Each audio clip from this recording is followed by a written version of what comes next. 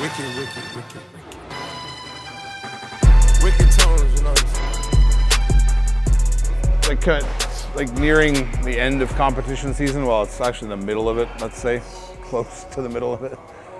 It's like I speak from having gone through it, so I understand what people are saying when they, like with what I'm about to talk about. It's just this, I don't know how healthy it is as like a bodybuilding community and like a fitness community in general, that people, especially when it gets closer to shows, it's more prevalent, it's more noticeable, right? It's like, but people are obsessing about every single thing, every little piece of food, every little macronutrient that goes in your mouth. And it's like, it's honestly disturbing at some point, to the sense that like, I don't like these, like a lot of these people, and like God bless them, and I hope they snap the fuck out of it, because like life is gonna be pretty fucking rough if you think like that the rest of your life, right? It's like they think that like every piece of food that goes in their mouth is going to affect their physique that moment or within the next hour. Like, do you understand how fucking insane that is? Like, I don't even, if people understand the digestion process of the body, like to get deep into it, like it's just like, that's not how shit works, man. Yeah, taking in like a simple sugar or like a honey, like something like that, yes, we can spike blood sugar pretty quick, right? But it's like, for you to think that like your last meal of chicken and rice, I just gotta wait 2 hours, or half hour or whatever the fuck you think it is for this to hit, and then I'm gonna be huge again. I'm gonna fill back up because I feel flat right now. It's like, no. And if you start thinking about that in terms of like each meal has an effect, it's really gonna fuck with your mind, right? Like, especially when you're not competing and you're just living your normal life. Everything you eat, you're gonna analyze.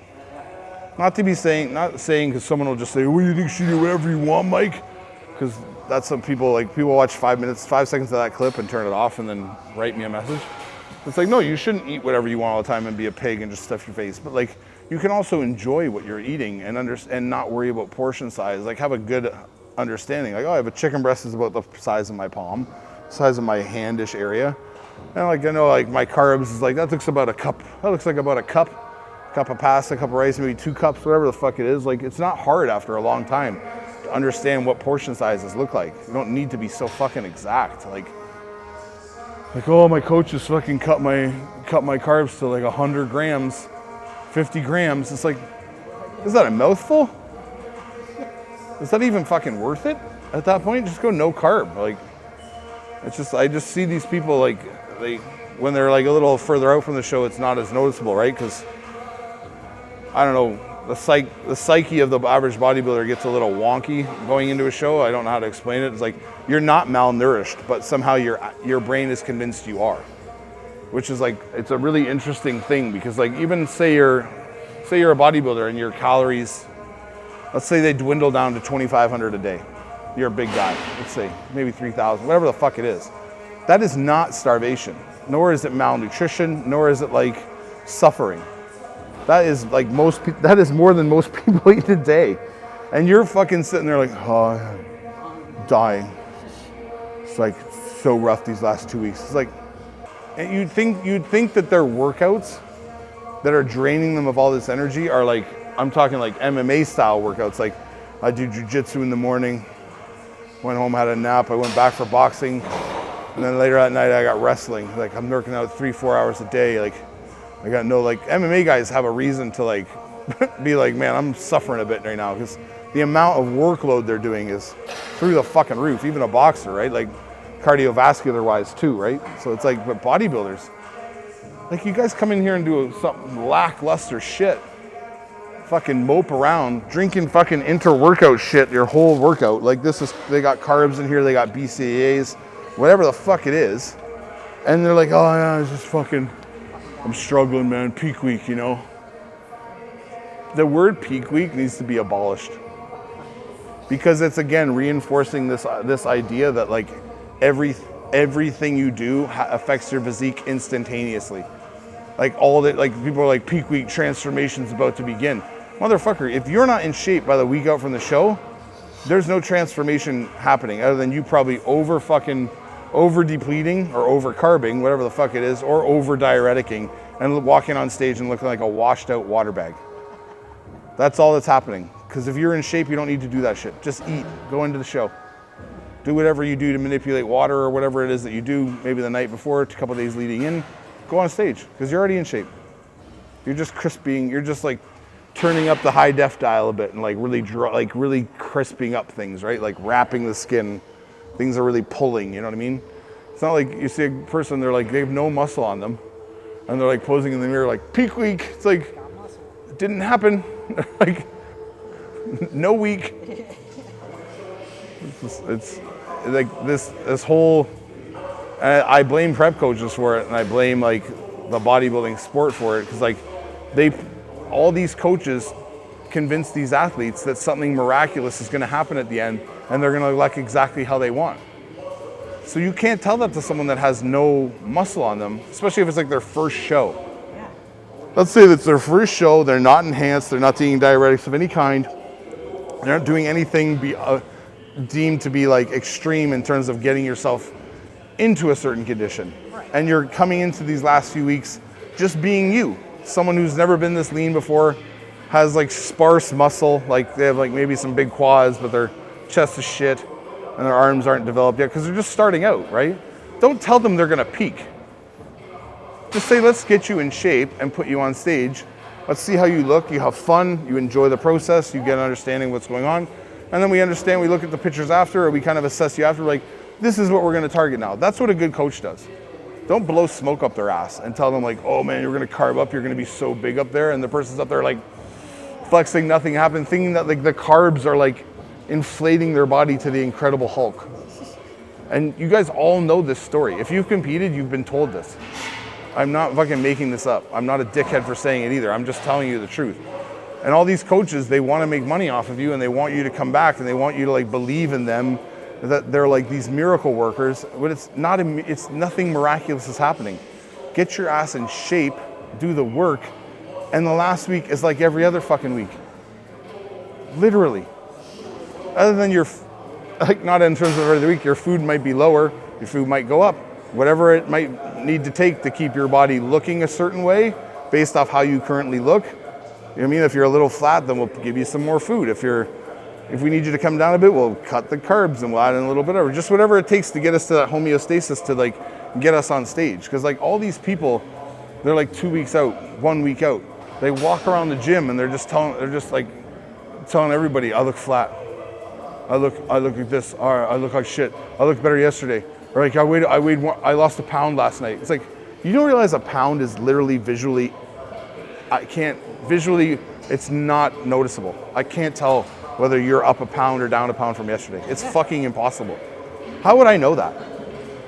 And like, you don't understand like how much water's in your body, how much you've pissed that day, what you've consumed hydration, like water-wise. I don't know.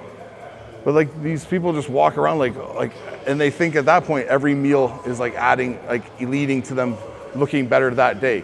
It's like, you only need to look good on stage. You don't need to look good a week before that. Like you do, because you're taking these progressive steps that are leading to you looking at your best on this day. So there's no point in looking your best at 3 weeks out. You're not supposed to. You're still 3 weeks away from this day. So let's take the steps that are necessary that lead us to like getting on stage for those literally 2 minutes that you're on stage. These 4 months, 5 months, whatever it is that you diet, I don't know what people do, some people are longer, whatever. All that is culminating in you twinkling your little toes out from behind that fucking curtain, or like stomping up those steps in a fucking banquet hall in the middle of an open room. Don't even get me started on how fucking awful that is, to have a show in the middle of an open room. Like, guys, get back to renting theaters, man. Stop being so cheap.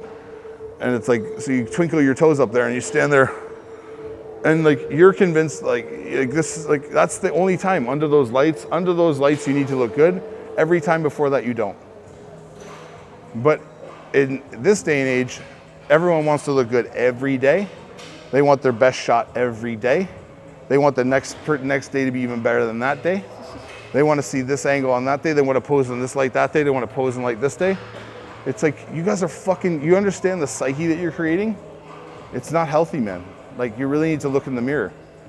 If you're gonna do check-in photos, you're gonna check out your physique, look at it every day in the same mirror, at the same time, under the same lighting, whether it's artificial lighting, You like natural light. Natural light never made sense to me because natural light's never going to be on stage.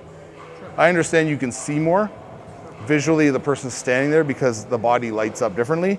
But if you don't look good under neon lights, good luck at the show. You're not fucking dry enough. You should be able, someone should be able to take their shirt off right here in the middle of the gym and you know they're peeled. It's not like, oh no, let's go look at him over there. Bring him over by the door. Oh, see how good he looks here? Well, that's door and that window and that open air and that sunlight isn't going to be on stage. So you should look good in some dim ass lighting in a bathroom mirror. You should look shredded and trying to look shredded in that mirror before you try and look shredded in natural light. Because natural light's just going to pump your head full of fucking gas because you're going to be like, oh man, I look great. Let's check in photos, whatever. And then you get on stage, washed out. The lights wash you out. They fucking washed you out. So make it your goal to look good in shit lighting. The worst lighting you can find. I'm talking like someone with a flashlight on you in a dark room. You know what I mean? Like they just hold a flashlight up like this. They're like, oh, he looks good. You know what I mean? That's when you know you're fucking peeled, right? That's when you know you're fucking ready. You see a lot of prep coaches that I respect. I see them take pictures of their clients in it's always in the hotel before the show. It's always in the spotlight above the door when you walk in. You ever notice that? They want the down light on them because what's on stage? Down light. And what's on stage? Fucking dim. A dim background, right? So they want to see if you pop on that light. Maybe it's just where they take the picture because there's enough room. But the guys that take the pictures in that, they'll be like, oh, he looks diced. Or you might see in that picture like, oh, this guy doesn't look that dry. I think he's off. Walks on stage, smashes. Because I really think that these guys have an eye where they're like, I know that in this light, if it looks that good, under stage lights, it's going to look 1,000 times better. Because that stage light's going to crisp them up. It's going to be even harder light on them, and they're going to be tanned even more. It's going to harden up and look better. I honestly think that. I don't know if that's true. I'm probably full of shit. You're going to have these prep coaches writing me, be like, you're fucking full of shit, right? Because I know that I never, I always wanted to, it would be disheartening as a guy who competes to pose in shit light, because you're like, what the fuck? I don't see this. And then so I can't see the separation between my, in my brachial here and my tricep and bicep. I can't see it here when I'm posing doing this, but I go over there, oh fuck, I see it. But it was here still. It didn't appear over there. It's still here. It's just not shredded, deep, ingrained. So you don't see it here. But you see it over there because the light is more giving, right? So get it to where you look good in fucking shit light and you know you're probably gonna kill the show. Yeah. Gonna have people posting updates from caves. Find a cave. Took this update pic in my cellar this morning in my basement.